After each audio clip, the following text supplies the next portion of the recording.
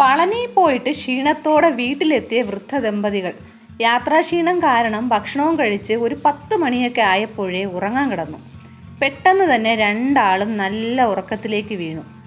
അർദ്ധരാത്രി ആയപ്പോൾ എന്തോ ഒരു ശബ്ദം. ഭർത്താവ് ഗോപാലകൃഷ്ണൻ കണ്ണു തുറന്നു. അപ്പോഴും ഭാര്യ തങ്കമണി ഇതൊന്നും അറിയാതെ നല്ല ഉറക്കത്തിലാണ്. അരണ്ട വെളിച്ചത്തിൽ അയാൾ നോക്കുമ്പോൾ ഭാര്യ തങ്കമണിയുടെ തൊട്ടടുത്ത് തങ്കമണിയെ തന്നെ നോക്കി ഒരാൾ നിൽക്കുന്നു. ഗോപാലകൃഷ്ണൻ നായർ ഒന്ന് ഞെട്ടി. അയാൾ പെട്ടെന്ന് തങ്കമണിയെ തട്ടി ഉണർത്തി. അവരും കണ്ണു തുറന്ന് നോക്കുമ്പോൾ തനിക്ക് നേരെ ഒരാൾ ഇങ്ങനെ തുറിച്ചു നോക്കി നിൽക്കുകയാണ്. പിന്നെ ചിന്തിക്കാലോ, ആ സ്ത്രീ എന്തുമാത്രം പേടിച്ചു കാണും. ആരായിരിക്കും അവര് പോലും അറിയാതെ അവരുടെ ആ ബെഡ്റൂമിൽ വന്നത്?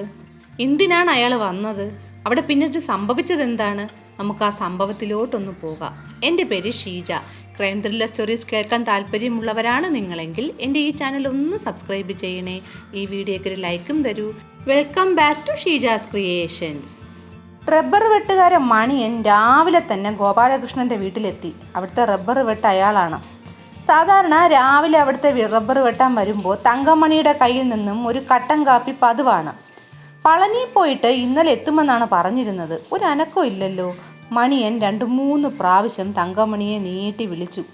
ആരും വിളി കേൾക്കുന്നില്ല. അയാൾ ആ വീടിന് ചുറ്റും നടന്ന് വിളിച്ചു. വീടിൻ്റെ പിൻവശത്തെത്തിയപ്പോൾ മേൽഭാഗത്ത് വീടിൻ്റെ ഓടിളക്കിയ മാറ്റിയ നിലയിലാണ് കാണപ്പെട്ടത്.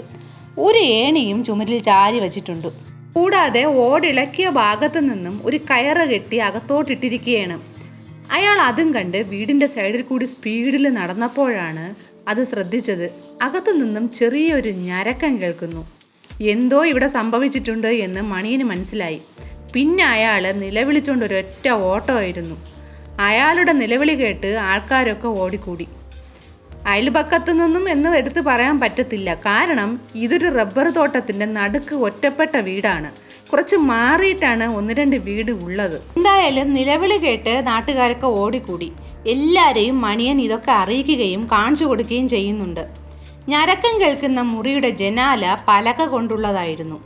നാട്ടുകാർ ചിലർ അത് പൊളിച്ച് അകത്തേക്ക് നോക്കിയപ്പോൾ കണ്ട കാഴ്ച ഭീകരമായിരുന്നു. തങ്കമണി കട്ടിലിൽ രക്തത്തിൽ കുളിച്ച് കിടക്കുന്നു. ഗോപാലകൃഷ്ണനാണെങ്കിൽ തറയിൽ രക്തത്തിൽ കുളിച്ച് കിടക്കുകയാണ്. പക്ഷെ അതിലും ഒരു വ്യത്യസ്തത ഉണ്ടായിരുന്നു. മുറി മുഴുവൻ വെള്ളമാണ്. വെള്ളവും രക്തവും കലർന്നാണ് കിടന്നത്. പോലീസ് വിവരം അറിഞ്ഞെത്തി. പോലീസ് വാതിൽ പൊളിച്ച് അകത്തു കയറി. തങ്കമണിയുടെ ശരീരത്തിൽ ഏതാണ്ട് 40ഓളം വെട്ടുകളാണ്. ഗോപാലകൃഷ്ണൻ്റെ ദേഹത്ത് 80ഓളം വെട്ടുകളും ഏറ്റിട്ടുണ്ട്. തങ്കമണിയുടെ ശരീരത്തിൽ നിന്നും 6.5 പവൻ്റെ സ്വർണം നഷ്ടപ്പെട്ടിരിക്കുകയാണ്. മേശവലിപ്പിൽ നിന്ന് 4000ഓളം രൂപയും പോയിട്ടുണ്ട്. ഇത് എന്തായാലും മോഷണശ്രമം തന്നെയാണ്. തുച്ഛമായ പൈസയ്ക്ക് വേണ്ടിയാണ് 2 ജീവൻ എടുത്തിരിക്കുന്നത്. പോലീസ് നോക്കുമ്പോൾ ഈ വീട്ടിൽ നിന്നും ഒരു വിളിയോ എന്തെങ്കിലും ശബ്ദമോ ഒന്നും പ്രത്യേകിച്ച് ആർക്കും കേൾക്കാൻ പറ്റത്തില്ല. കാരണം ഞാൻ നേരത്തെ പറഞ്ഞതുപോലെ ഇത് ഒരു റബ്ബർ തോട്ടത്തിൻ്റെ നടുക്കുള്ള ഒറ്റപ്പെട്ട വീടാണ്. ഈ വീട്ടിൽ കയറി വരാനുള്ള വഴി ഒന്നും അറിയാത്തവർക്ക് അത്ര പെട്ടെന്നൊന്നും പറ്റില്ല. വളരെ ബുദ്ധിമുട്ടാണ്. എന്നാൽ ഈ വീടിനെ പറ്റി നല്ല നിശ്ചയമുള്ള ഒരാൾക്കാണേൽ ഇത് എളുപ്പം ഈ വീട്ടിലോട്ട് കയറി വരാനും പറ്റും.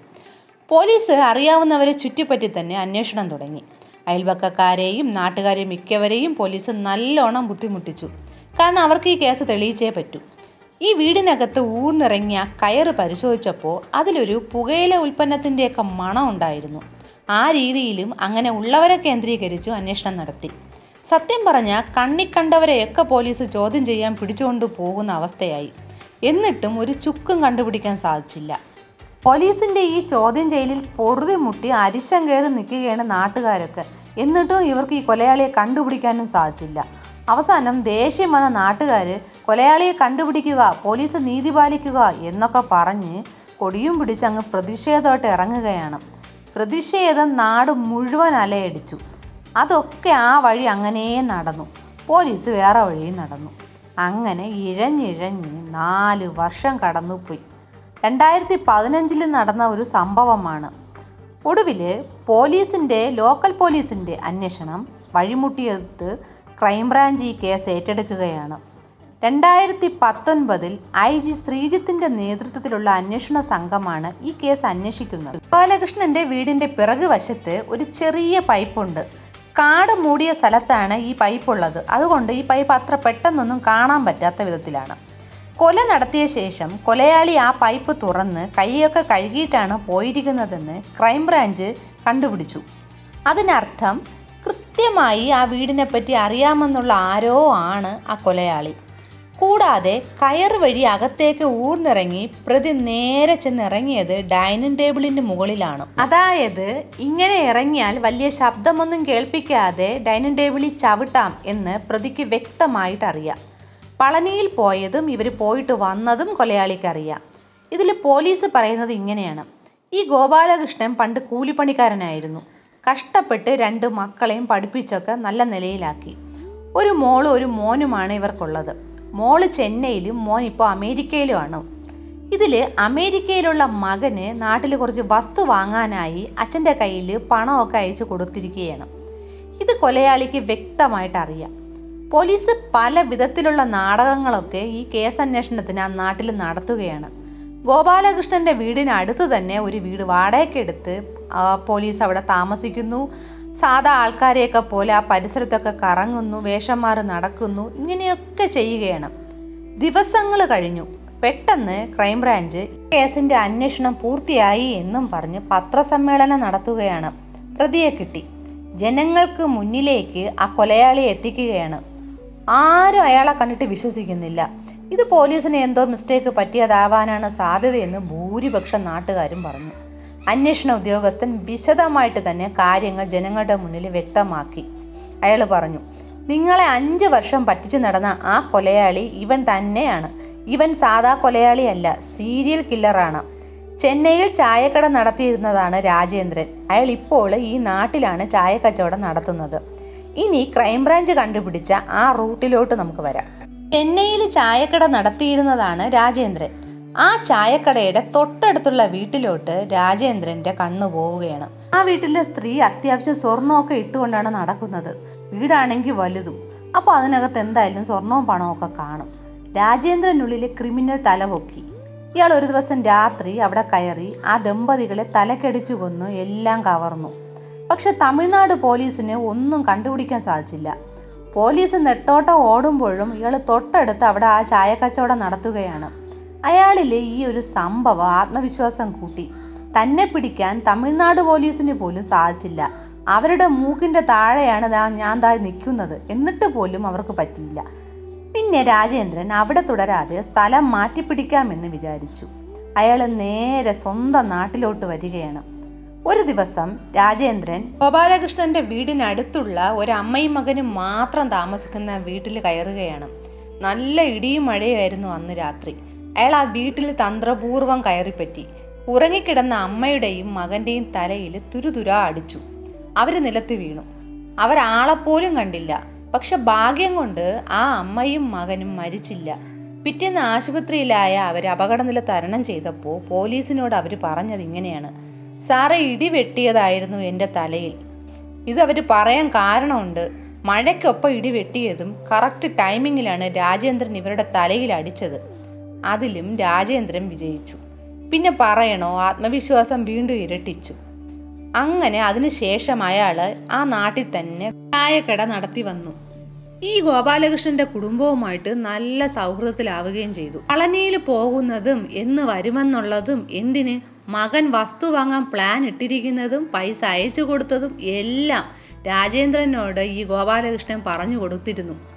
ആ വീട്ടിൽ സർവ്വ സ്വാതന്ത്ര്യം അയാൾക്കുണ്ടായിരുന്നു. ഇയാൾ ആ വീട്ടിൽ അന്ന് കയറിയതും ഇരുട്ടത്ത് രാജേന്ദ്രനെ കണ്ട് ആ വൃദ്ധ ദമ്പതികൾ ഒന്നും നടുങ്ങി. അവരതുവരെ കണ്ട രാജേന്ദ്രനല്ലായിരുന്നു അത്. അയാൾ തങ്കമണിയോട് സ്വർണ്ണ ഊരാൻ ആവശ്യപ്പെട്ടു. അവർ പേടിച്ച് ഊരി കൊടുത്തു. മകൻ അയച്ച പൈസ ഭാഗ്യത്തിന് ആ അച്ഛൻ വീട്ടിൽ സൂക്ഷിച്ചിരുന്നില്ല. അതപ്പോഴാണ് ഈ രാജേന്ദ്രൻ അറിഞ്ഞത്. പിന്നെ അവിടെ ഉണ്ടായിരുന്ന 4000 രൂപ മേശവലിപ്പിന്നെടുത്തു. എന്നാൽ തന്നെ ഇവർ കണ്ടത് ഇനി എന്തായാലും പൊല്ലാപ്പാണ് എന്ന് അയാൾക്കറിയാമുള്ളത് കൊണ്ട് കയ്യിൽ സൂക്ഷിച്ചിരുന്ന ചുറ്റിക ഉപയോഗിച്ച് ഇവരുടെ 2 പേരുടെയും തലക്കിട്ടടിക്കുകയാണ് ചെയ്തത്. അതിനുശേഷം വടിവാള് കൊണ്ട് വെട്ടി തുണ്ടമാക്കി. എന്നിട്ട് പൈപ്പിൻ ചുവട്ടി പോയി കൈയൊക്കെ കഴുകി വടിവാൾ അവിടെയുള്ള ഒരു കിണറ്റിലും ഇട്ടു. താൻ ഇവിടെ ഇല്ല എന്ന് കാണിക്കാൻ അയാൾ കൊല നടക്കുന്നതിന് 2 ദിവസം മുന്നേ ചെന്നൈക്ക് പോയിരുന്നതായിട്ട് ട്രെയിൻ ടിക്കറ്റൊക്കെ കാണിക്കുകയാണ്. ഏകദേശം ഇതൊരു ദൃശ്യ മോഡലിലാണ് ഈ കൊല നടത്തിയത്.